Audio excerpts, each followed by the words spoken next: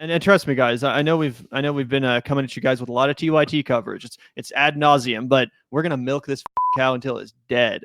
We're gonna see this arc through till its end, and yeah, we're gonna keep track of everything that's going on in this arena until there's a new thing to talk about. That's how we work. We're the new home of progressive. Until we're the new biggest show in progressive media, then we'll let it go. And we'll talk about how wrong and immoral it is for anybody to criticize us once we're at the top of the mountain. Yep, all you traitors to the left out there. Anyway, let's take a look here because Zach, obviously we're both big fans of these two commentators, Mehdi Hasan and Francesca Fiorentini. Francesca still works for TYT. And she recently had Mehdi Hasan on her show, The Bitchuation Room. I was so excited when I saw this come across my screen. Two of my absolute faves. Mehdi's a freaking beast right now, dude, on fire. And for people who don't know, Francesca had a pretty baller moment on Piers Morgan the other day when she absolutely nuked the guy that made the pager comment. I don't even know what that rat bastard's name is, but he made the super offensive, oh, your beeper goes off, whatever thing. Anyway, she got his ass. And now they're united on the Bitchuation Room. Super excited to hear this. We pulled a little tidbit, but you guys should definitely check out the entire conversation. Two individuals who do great work covering both domestic and foreign policy. Yep. And again, here's another example of the unhinged smears coming from left-wing commentators, these unhinged progressives that just can't stop smearing and lying about the Young Turks in the most aggressive and unproductive way possible. Are you ready, Zach? Let's go. I think that's a good assessment that they will fight with one another. I have also seen the argument from people who shall remain nameless, but that the fight within the MAGA movement is one that can be exploited for good. That once, MAGA realizes that these guys aren't actual populists and they aren't anti-war, they're definitely, my prediction is we're going to be going to war with Iran within a couple of years. But whatever. That they'll turn on Trump, they'll turn on the movement, and that will be sort of the Democrats / progressives or, the left-wing populist opportunity to gain those folks. What do you make of that argument? I don't buy that argument. I know it's an argument put forward by a fair few people, including people like Cenk Uygur. He and I have had some friendly discussions about this. The premise is that there is this independent MAGA populist anti-war, anti-establishment base. I don't buy that premise. I think there's people who hold those views, but MAGA as a movement is a personality cult. Let's be clear. That beats everything. So, for example, they are anti-free trade now. They love tariffs, even though 10 years ago the Republican Party was hardcore free trade, anti-tariffs, right? Trump came in and said, no, we don't like free trade, we like tariffs. And the base shifted with him. The Republican Party was hawkish on Russia. If you remember, Mitt Romney ran as the anti-Russia guy. Barack Obama was like, hey, 1980s called, they want their foreign policy back. Then Trump came in a couple of years after Romney and said, no, we like Vladimir Putin, Russia, etc. We don't like NATO. And the base flipped there as well. So I actually think cause and effect is the other way around. I think it's Trump leading the movement. The only one area where I've seen Trump bow down to the movement is on vaccines, right? That is where he tried to brag about the one good thing he ever did in his life. Operation Warp Speed, getting a vaccine made before he left office. When he tries to take credit for it, he gets booed at rallies. He noticed that he was getting booed at rallies. He doesn't like being booed at rallies. He never gets booed at his own rallies. So he stopped talking about vaccines because he knows his base. Brilliant point from Mehdi Hasan, and such a direct refutation of the line of BS that Cenk Uygur has been peddling. Oh, when the base,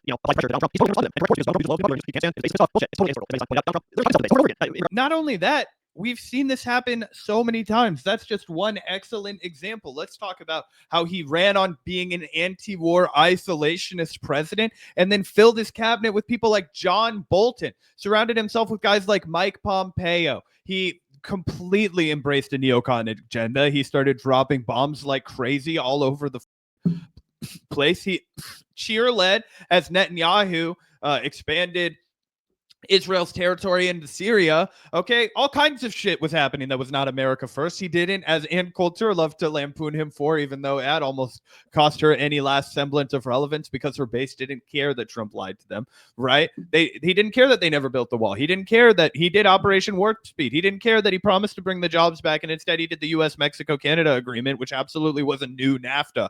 Okay, it had like a 5% improvement on NAFTA instead of the overhaul that he'd promised. He he brazenly lied to his base across the board, and they didn't care. And now Cenk is falling for it.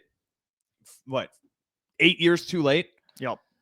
Anyway. But I mean, with the exception of vaccines where people are really unhinged and intense on, I do think that, if he wanted to make the case for attacking Iran, he could do it and get his base with him. Now, whether people like Tucker Carlson or whoever else you think has influence on him from the quote-unquote right-wing anti-war position would stop him, that's a different argument. But all I'm saying is I just don't buy that there's this group of millions of people who can exert independent pressure on Trump and the Republican Party. No.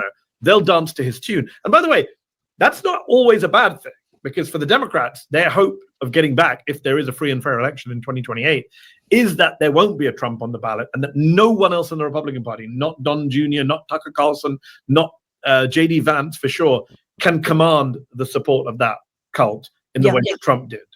Totally. I mean, this is like Beyonce releases an album that's country. You think her fans are like, ew, gross, you're doing country music? Hell no.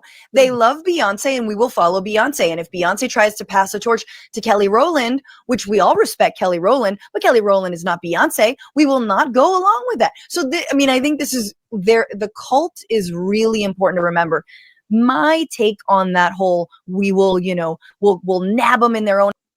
And again, the point I kind of butchered it earlier, but the point I was trying to make is that, during the actual pandemic, Trump was the president lockdown, right? All the lockdowns occurred.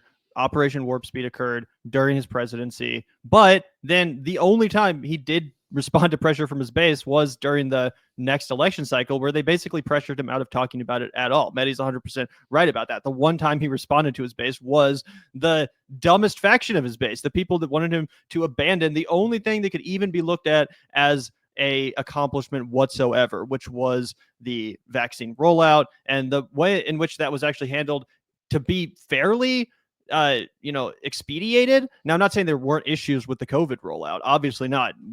America was absolute hell under Donald Trump, specifically during that period of time and all that stuff. But again, that's like the one time where Donald Trump actually did respond to his base, and it objectively was not in the best interest of public health or Americans in general. So no, yeah, it was just in the best interest of Donald Trump, which is what he'll always act in, and that's why he got in bed with RFK. Yep, 100%. But what's hilarious is that the Trump base, being as unprincipled as they are, they still blame the lockdowns and they still blame the vaccine on Democrats. So again, they're not actually principled about holding Donald Trump accountable. If they were, they wouldn't have voted him back into the White House. They wouldn't have voted him back into the position where he would be in charge of the next pandemic response, if there is one. What's up, bird flu? You know what I'm saying? Like, he's going to be in charge of that again. And he's the one responsible for everything that you idiots criticized under COVID, from the lockdowns to the vaccine to all that shit, right? Donald Trump was responsible for all of it. Joe Biden is the guy who said COVID is over, let's move on, which is probably also a problematic response, to be honest. But either way, I think it's a great point from Mehdi.